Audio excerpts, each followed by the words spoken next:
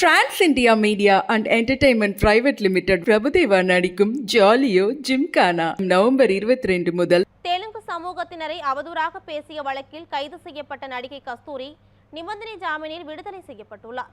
சென்னையில் நடைபெற்ற ஆர்ப்பாட்டத்தில் தெலுங்கு சமூகத்தினரை நடிகை கஸ்தூரி அவதூறாக பேசியதாக கூறப்படுகிறது. இதையடுத்து கடந்த 17ஆம் தேதி நடிகை கஸ்தூரி கைது செய்யப்பட்டு புழல் சிறையில் அடைக்கப்பட்டார். இந்த நிலையில் எழும்பூர் குற்றவியல் நீதிமன்றம் அவருக்கு நிபந்தனை ஜாமீன் வழங்கியுள்ளது. சிறையிலிருந்து வெளியே வந்த பின் செய்தியாளர்களுக்கு பேட்டியளித்த கஸ்தூரி தனக்கு ஆதரவாக குரல் கொடுத்தவர்களுக்கு நன்றி தெரிவித்தார்.